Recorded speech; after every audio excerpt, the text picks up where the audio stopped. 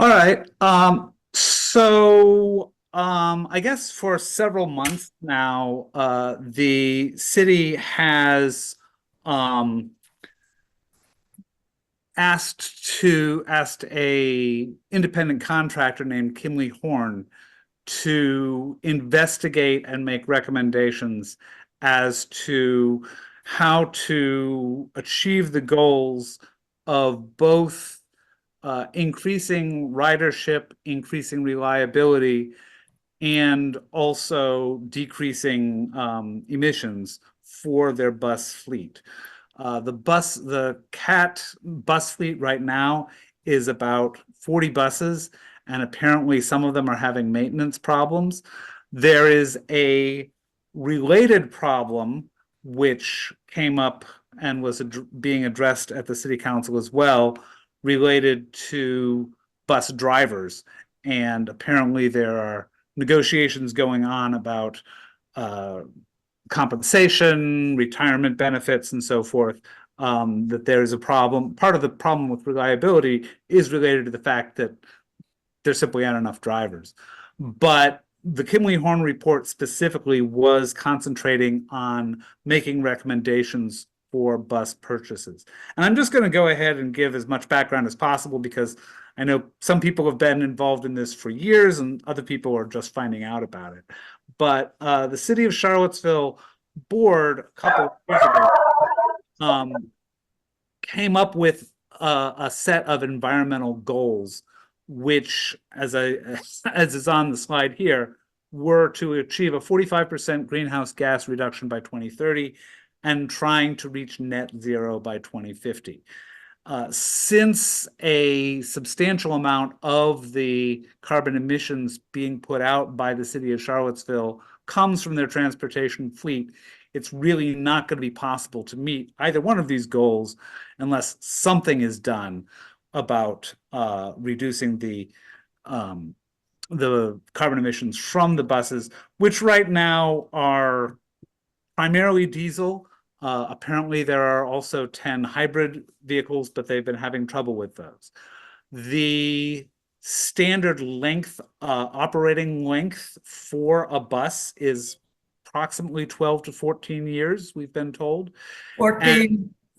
So, so, um, so the, so there are a number of buses that are to be replaced. The question is, how will they, what will they be used to replace, and what kind of emissions will they produce? And so I won't go ahead and go through all of these slides. I can forward them to anybody who's interested if you would like to look at them in more detail. But the main areas that this Kimley-Horn group was looking at were again using sort of diesel as a baseline, but they were looking at natural gas powered buses, battery electric buses, and fuel cell electric buses, which would basically be running on hydrogen. And so we've got sort of some positives and negatives here about each of those possible options. And one of the sort of chimeras here, one of the sort of distractions almost, is under natural gas, there was some discussion of renewable natural gas.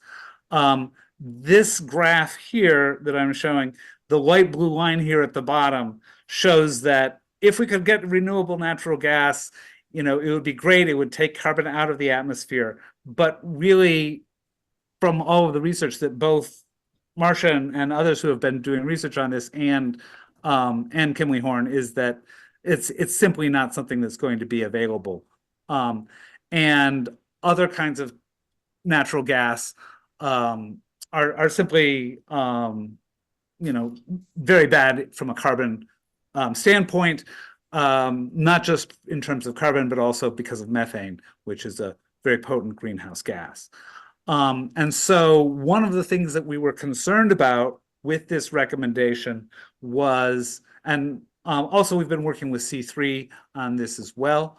And one of their concerns as well was that there would be this recommendation for natural gas, which we feel would be very detrimental for a global warming perspective. Fortunately, that was not part of their recommendation.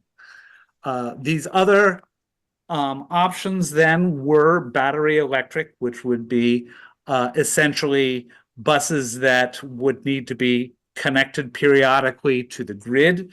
There's some discussion and debate as to whether that could all be done at a central location, sort of bringing them in, topping them up for 20 minutes, and then driving them off again. Whether there would be recharging stations that could be placed at various points along the bus's routes. Sam Sanders and Garland Williams, who's in charge of CAT, was particularly concerned about the security that might be involved in building that kind of infrastructure in places that wouldn't necessarily be able to be really protected. But from the point of view of emissions, again, if we look at the graph here, with the battery electric buses, this blue line here, the greenhouse reductions are fairly substantial and would help us to reach the net zero goal by 2050, according to this graph. In general, those of us, again, who have been studying this within the environmental community and here in Cville100 and in C3, feel that battery electric buses are probably our most responsible bet. A drawback, however, for the battery electric buses is that they tend to be more expensive than the other types, particularly perhaps as much as twice as much as the diesel buses. There is some concern that some people have raised about whether or not they would have the range of other types of buses, and also how well they would function in cold weather. Let's see, the final option that was being brought up and considered was the hydrogen fuel cells. And with hydrogen, really, the tricky part comes from where the hydrogen comes from. Because while it is true that the tailpipe emissions are zero, as it shows here, the hydrogen is not necessarily easy or cheap to obtain. The infrastructure for producing it is highly developed in California, and there's quite a few successful cities that have transitioned to hydrogen fuel cells in California, where it has become widely available. However, around here, a lot of the sources for hydrogen are actually derived from natural gas, and that's what's called gray FCEB down here. And so, and so you can see that FCEB is fuel cell electric battery, and so you can see that the greenhouse savings from that kind of hydrogen fuel cells are negligible. Now, if there were so-called green FCEBs, hydrogen made from other sources, from and again, I'm not an expert, electrolysis, I think, and solar power and so forth. Obviously, that would be better, but simply doesn't seem to be something that we can guarantee will be available in this area within the kind of time period that we're talking about. Nevertheless,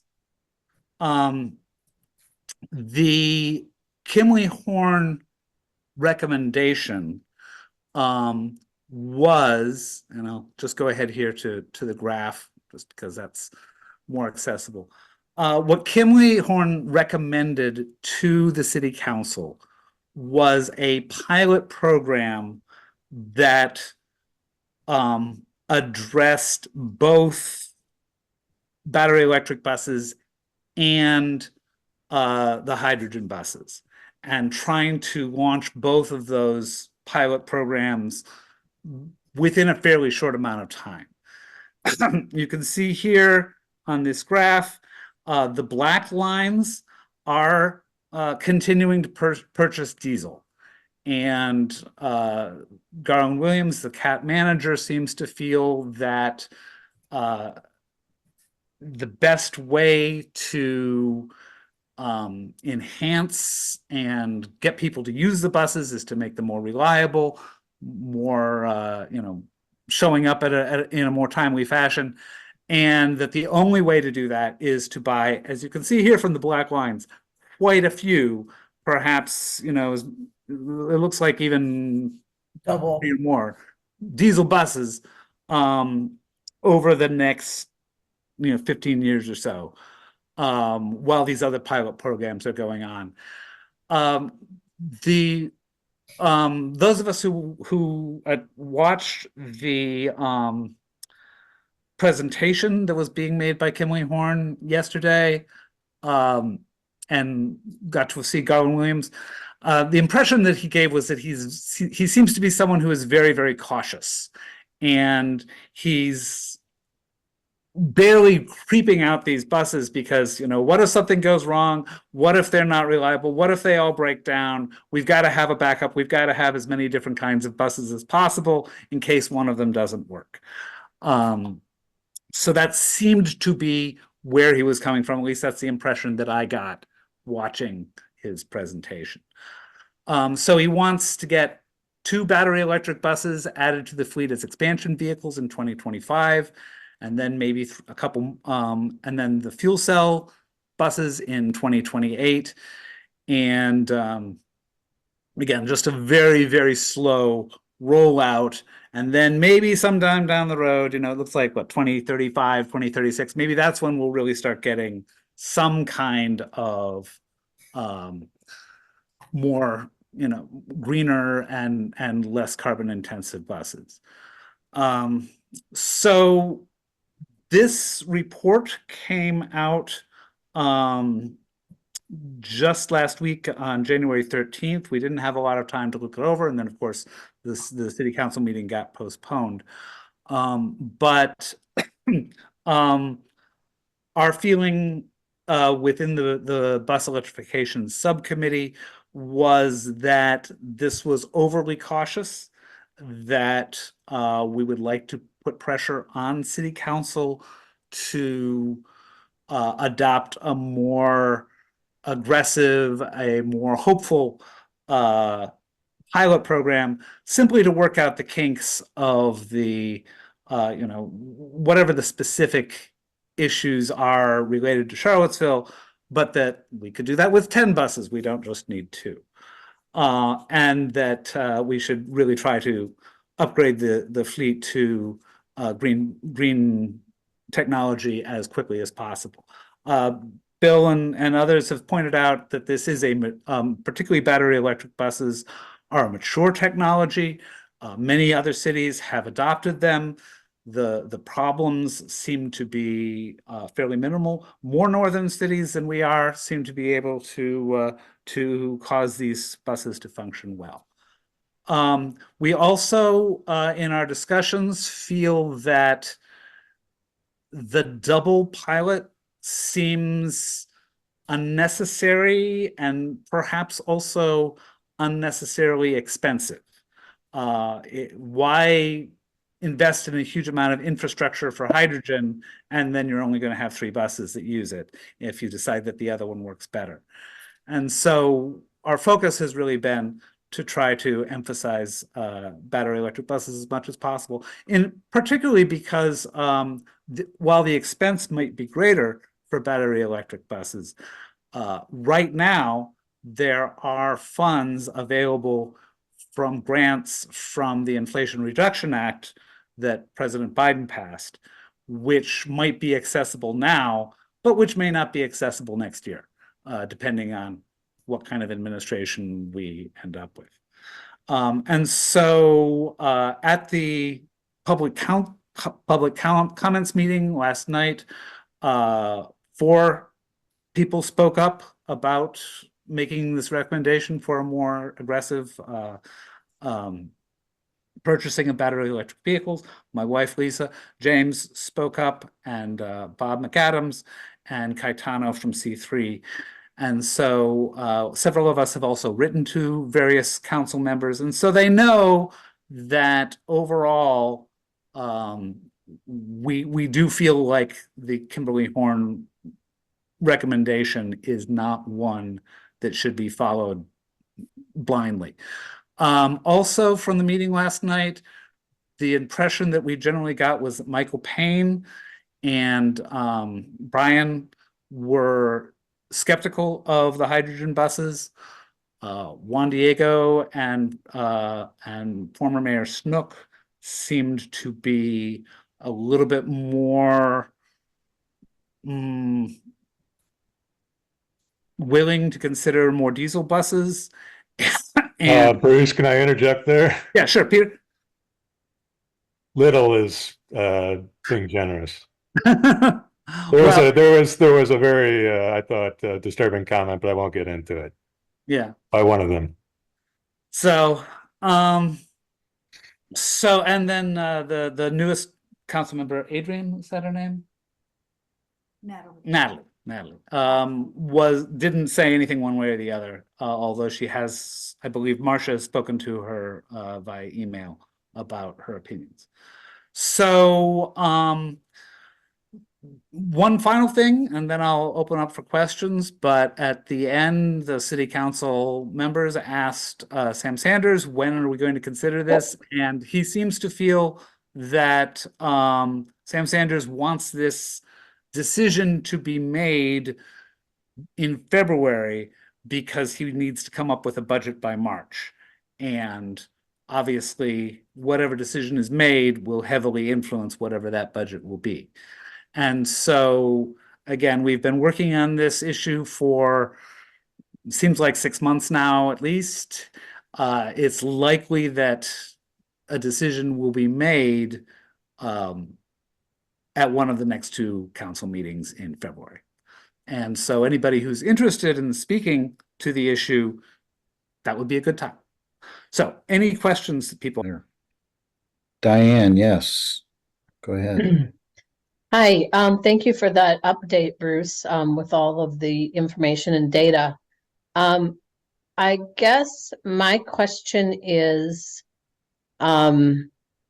what does your subcommittee propose that the city council do in the short term? And I'm sorry if I missed it, like, and the reason I'm asking this is, like, isn't there, I think you've researched, like, where would the city buy these buses, considering the recent, whatever it was, Proterra just went bankrupt and they were the only, I don't know, US manufacturer? Well, okay, so, I mean, you have proposals where they should buy the buses, and yeah, Marcia, I think you've done some research on that. Yeah, I'm working on that exact problem. And I like to do, I went into the data. James sent me an up-to-date article, very recent article, about that shows what kind of range these buses get in cold weather. Well, in 70 degrees or 60, 70, at freezing, and at 20 degrees. Okay, you're looking like that doesn't answer the question, but it does. Because the buses have to be able to function and go out when it's 20 degrees. Otherwise, you don't have bus service that's reliable. And that is exactly the point that CAT is harping on, is reliability. So I took the statistics apart, and I found that you need to heat the battery electric bus with a little diesel heater, because battery electric is a really ineffective way of heating the inside of the bus. You lose an awful lot of miles for the day if you do it that way. And then I found that the best one in the what looks like New Flyer, which is a well-known brand. It's a Canadian company, and they have a model that would be fine for most of our buses at 35 feet, which is what the city likes. There are several buses that would need to go to 40 feet to get the biggest battery. So I wrote all of that up, and it's in draft form, and I sent it to Cville100 like 2 minutes before the meeting started. It's still a draft. Okay. But yes, where to go for these buses is a known fact. Now, we need to get the actual planning over to the city manager's office, where the staff is not working for CAT, who would desperately love to continue with diesel forever, to get it over to the city manager's office, where they will do a responsible job. And that is one thing, that Sam Sanders said, was that there would certainly be at least 2, I think he said, people who would be tasked with running this pilot, evaluating the success of the whatever kind of pilot there was, Well, be Bruce, made, and doing research for where the buses would be. I heard the 2 people from Garland.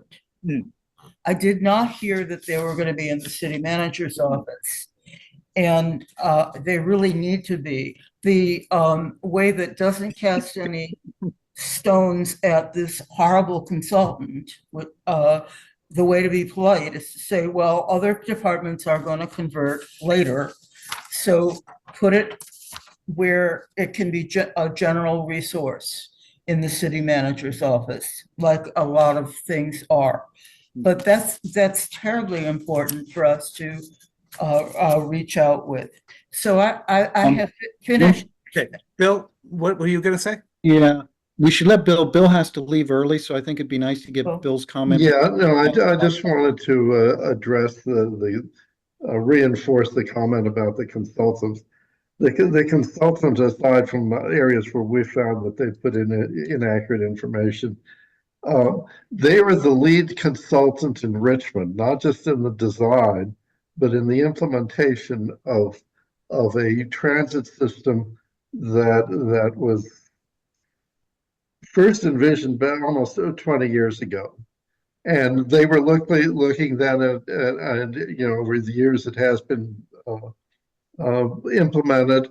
It's almost entirely natural gas and diesel. But they have also been the lead consultant in actually in the managing of it. So any program like this, I'm sure that they are thinking, gosh, not only are we going to be good at making recommendations here, but it looks like we could be in for a good 20-year ride here as the manager of the implementation itself. I do have to get off. I'm really sorry, but the only other thing I would say is I think it would be really valuable if we could find a way to put some of these council members on, not on a bus, but in a car and drive them up to Montgomery County, because Montgomery County has the same weather we do basically, and they're finding a way to expand their bus fleet dramatically using battery electric buses. And also generating additional power by having parking lot rooftop solar. I think it might be worth just if we convince them to get in a car and go see. A lot of the mystification around this might disappear. And I do apologize. I have to get off because this is a topic dear to my heart also. But I just want to reinforce the points about the consultant. James, what were you going to say? Yeah, but thank you, Bill, for those comments. Yeah. I certainly haven't spent as much time as the core group on this, but I did have a chance to listen to the 4 o'clock presentation yesterday by the consultants. I certainly have looked at the slides, and I myself found some misleading or inaccurate statements in what they said. I mean, one of the things that concerned me a little bit about the hydrogen part of the discussion was I felt they were like too positive about the ability to get access to the green hydrogen, the one that really comes with electrolysis and the like.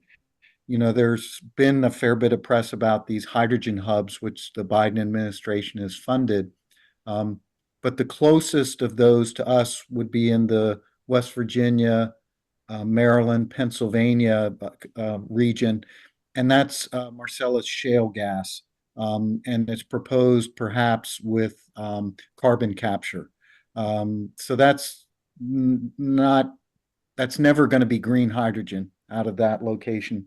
The second one, which they did mention, was out of Philadelphia, and Philadelphia proposes to use offshore wind, solar, and nuclear as the energy for that hydrogen hub.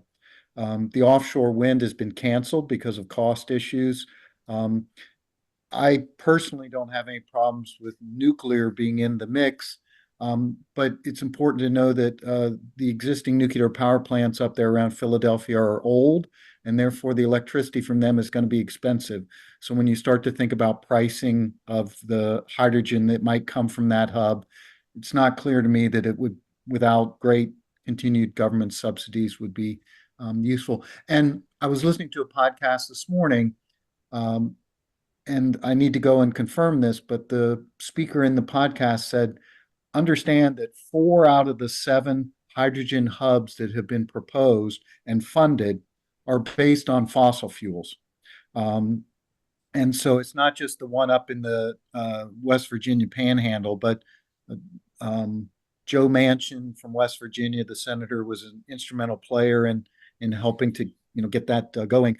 And there are plenty of members of the fossil fuel industry that want to keep their hands in some business realm. So I felt that the consultants gave too rosy a picture about the opportunity to get access to affordable green hydrogen going forward. And that's just one example of an area where I felt that, they were at least misleading. I'm not sure from my basis that I would go so far to say that they lie, but I certainly think that they painted the wrong picture. And then anyone that attended, I made my comments about, their model on the range of electric buses and the cost of electric buses, highly inappropriate, inaccurate information there. And you can speculate on the underlying reason, but yeah, certainly some problems.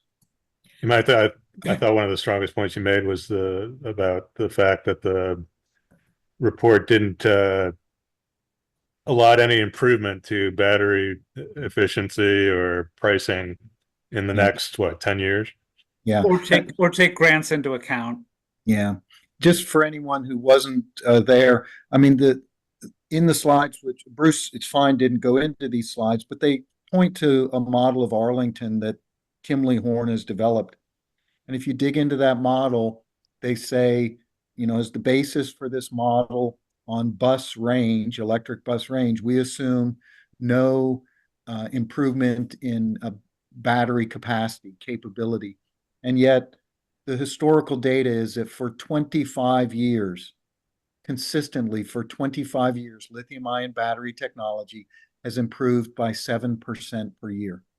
So why in the world are you starting a model and assuming that even though for a quarter century, these batteries have improved 7% per year, starting now, that improvement rate is going to go to zero?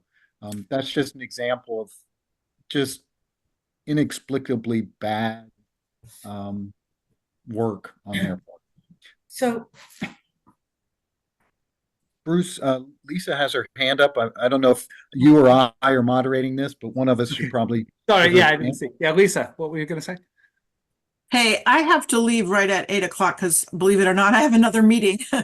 But I just wanted to say I mentioned CCL's involvement, and we're still in the deciding about that phase, just to be clear. But if we were to be involved, it would probably be what we're best at is lobbying. And so it would be writing to city councilors, possibly attending meetings, and writing letters to the editor. That's what we're good at. But to do that well, it would be really great if we could have some talking points that this group or the Electrify the Bus group puts out as here's the message that we want to express. And I don't know if we're there yet. I know we have a lot of ideas and we have a lot of concerns. I get that. I'm in the Electrify the Bus group too. So I've been reading, on that listserv. But that's the way that's what we could do if we get that from somewhere. Yeah, I would just say that, and I know that there may be other people also who have to leave at 8, so we'll just the condensed version is that if you would be like to be involved in this issue, you can write to City Council. In particular, you can write to Lloyd Snook, Natalie Oshrin, and Juan Diego Wade, the new mayor, and strongly advocate for battery electric buses in a more robust pilot than just 2 buses. Some number larger than 2, as many as possible, as soon as possible. And also, again, that the hydrogen really is, the fuel cell is less important and less realistic, we believe, than the opportunity to get grant funded buses that are battery powered as soon as possible. And yeah, we should try to send out something to Cville100 with more details, and maybe we'll try to work on that amongst ourselves. And again, also not only writing to the city council members, but if anybody would like to sign up at one of the February meetings. I think also Sam Sanders said that there might be a work day at some point in February. Yeah, They're gonna take city council offline to the public again, and have a discussion. And they will come out of that room knowing how they're gonna vote. We are not gonna be included. We just have a chance to agitate ahead of time. That's what I got anyway from what he said. And this is coming down the pike next month. They're going to vote next month. Well, Yeah. next month begins in 7 days. So, yeah. Yeah, I guess the meetings would be what, the 5th and the 19th? February Yeah. 5th and 19th. So yeah, probably by February 19th, the course will be set for the next. When they actually vote on it, they will have decided in their meeting ahead of time, and they will have it all written up very nicely, their motion. Diane? And so before the 19th, they will have got in a room and decided what they're gonna do. Our time to advocate is a couple of weeks. Diane, what were you gonna say? I want to say that I think we should lean on battery electric and leave hydrogen alone for now. That's my feeling. If we leave it alone for now, some other time we can address it, and we can try and get the most important thing to happen rather than too many issues for to get support of all of them. That's just, I don't know. I'm not a politician, but that's the best I can figure. Diane, what were you going to say? I guess I was gonna say, oh, I forgot for a minute. About the vote, is the vote going to be that they endorse this plan of or they're going to ignore the plan and go back to the drawing board? Or Again, Hello, I have some actual information on Okay. this, on her question. I spoke with Michael about it. okay. It would be highly unusual, but not but they have the ability to not use the recommendations at all and write their own. What's more likely is that they would amend the recommendations to their satisfaction. That there's a lot of precedent for. Now, what we have to worry about is having 3 votes for battery electric to have a strong pilot. In my opinion, that's what's at issue in the next 2 weeks. And so, his fantasy, Darlin's fantasy of having hydrogen later we can say, some other time that, hey, it's not here, it's not happening. 1% of hydrogen is green, 1%. James? Yeah, I certainly would say, focusing on going beyond 2 battery electric certainly seems like a reasonable strategy that you all are pursuing. And so I certainly, when I make my comments, I'm happy to go along that way. In terms of tonight's discussion, perhaps I'd like to make one additional observation surrounding hydrogen. I just really wonder about the, Garland Williams says he wants it for diversity, and he's extremely cautious. He's afraid somehow that somebody's going to come and unplug all of his electric buses all at once, and none of them will be able to run, which I would acknowledge there will be challenges. There will be things that won't go right, but there needs to be a can-do attitude that, we're going to go down this road and we're going to figure it out. And to that extent, I'm a little disappointed on the electric that there doesn't seem to be, I haven't heard of any discussion between UVA and the city.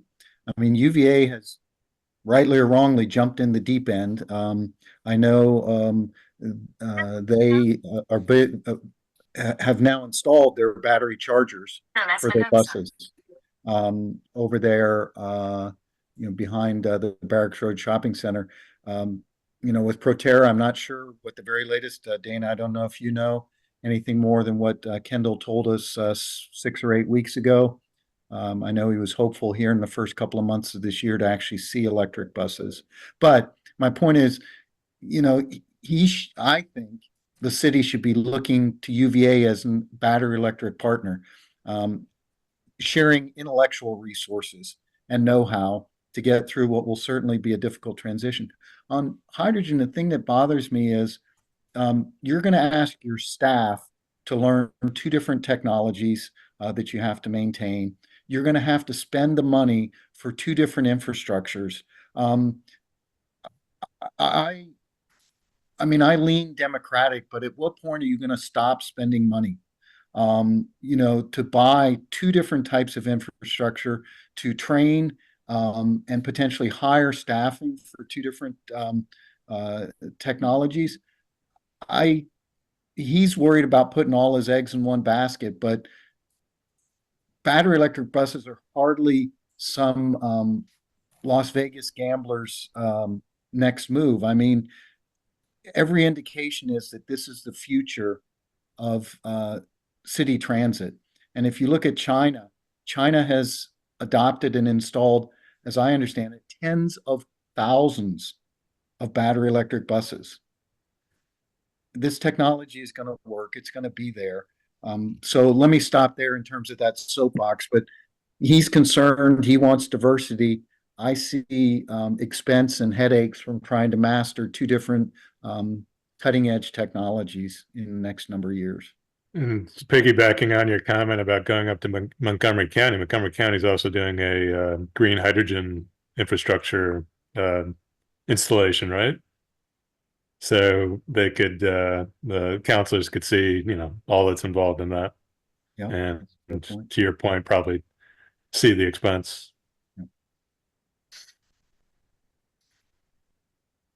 Okay, well, I think that I hope we've covered that. Again, further questions?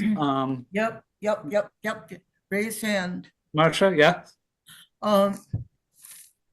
I would ask that if whoever is interested in joining in the campaign in the next 2 weeks, persons and groups, I manage the listserv for the for this project. Please email me. I will put you on the listserv, and we can together we can plan together who's going to speak at which council meetings, and who, what exactly is CCL able to do to contribute to all of this, and and so forth. So Marcia Geyer 2@gmail.com to be added to the listserv, Electrify the Bus, which was Joni's invention, the name. Okay, thank you. Okay, Bruce, any closing comments that you want to make on this topic? I appreciate the update. Could I Yes. just say something? I'm sorry, I don't know where the hand raise is. That's fine. The grannies have several videos made in the bus station singing all about the bus.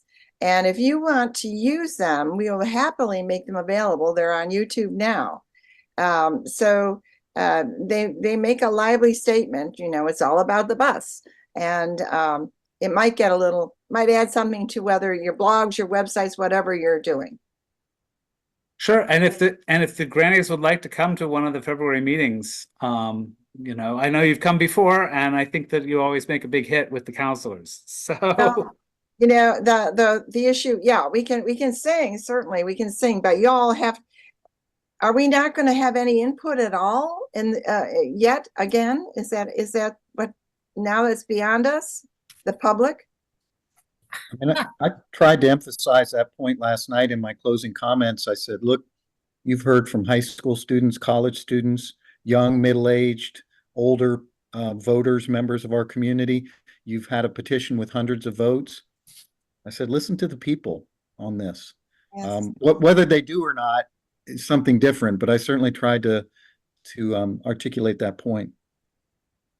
Thanks. I wish we could. One thought, Sharon, on that. It would be good if people, maybe you could put it in the minutes or get the links to some of those YouTube videos. Sure. I mean, even if people are sending emails to council, there's nothing to say you couldn't include a link to one of the videos as part of saying, hey, just a reminder, this isn't just me. There are other people in this community, and here's a link to recent Green Grannies effort.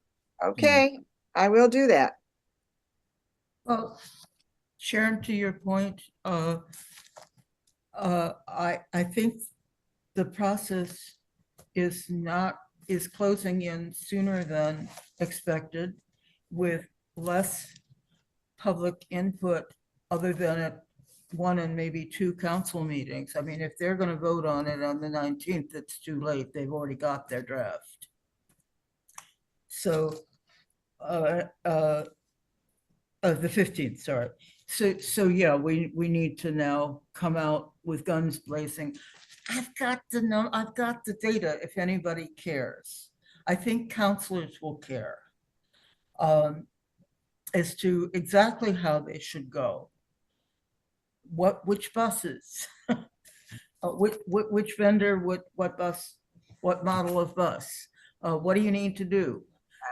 This is some actual data that isn't in the blessed proposal. Which was totally there's no data but that you can count on in that proposal, because what there is just numbers with no substantiation.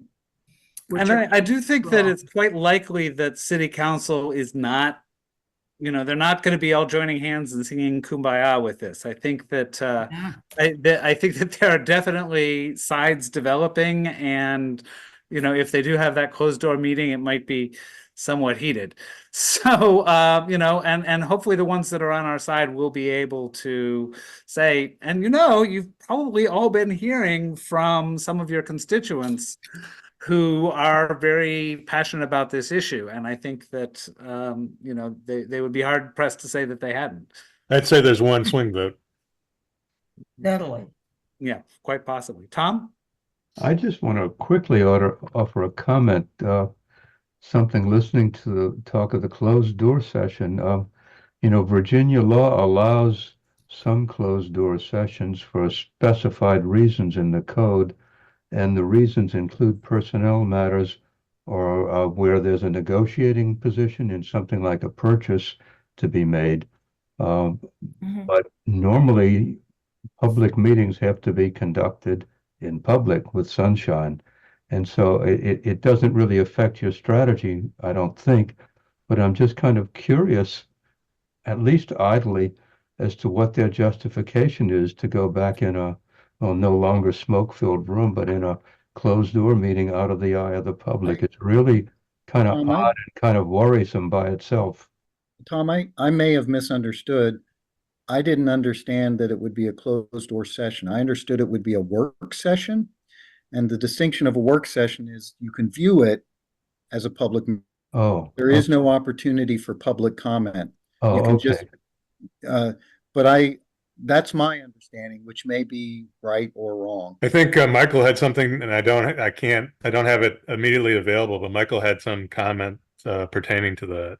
Okay. And someone can pull it up. Well, I'll be curious to see how it goes. A work session would be much healthier, I would say. Yeah, this was Michael Payne in his email said, before city council makes a final decision, a special work session separate from a regular city council 4 p.m. work session solely about alternative fuels will be held in February. Now, it doesn't say anything about public access there, but I think, Tom, I think you're right that they're not really supposed to meet without the public being allowed to. I think even if just two of them talk to each other, they're not supposed to do that without public. Okay, so if it's a Hey. work session, how does this, and we can't speak, how is that different than them getting together without us even seeing it? Well, How is that different? It is different. We know what they've done and we know who said what. Yeah. I mean, in economic development in Albemarle County, there's a real problem because people go off and proposals for action are developed completely out of the public eye. They're discussed and evaluated completely out of the public eye, and they're not brought out into the public until a final vote is taken. For example, the recent Rivanna Futures, which was a $50-something million purchase of 450 acres, was completely out of the public eye, as far as I can tell, until they came out of closed session and said, we've just voted to purchase all this land, and it's going to be, as the chair of the board said, the biggest economic development action in the history of Albemarle County. That's where getting completely out of the public eye is. It isn't even scheduled as to what the topic is. So I think, Marcia, there are distinctions, although having a work session where you can't speak certainly can be frustrating. Okay, so we could have a whole bunch of people come with signs. If we I can't think so. speak, we can hold up signs. I think so. Um, They might tell you I to heard stop that eventually, C3 but has got costumes or something. I don't know. The Diane Brannies has her can hand. could Okay. come dressed Hey. as Brannies. Sorry to interrupt here, but we do have the Earth Day discussions on the agenda. So we should take a few minutes and if people have things they want to discuss about that or announce. Yeah, thanks for that reminder, Diane. So let's close this out, and let me, since we finished that, I'll stop the recording for that, and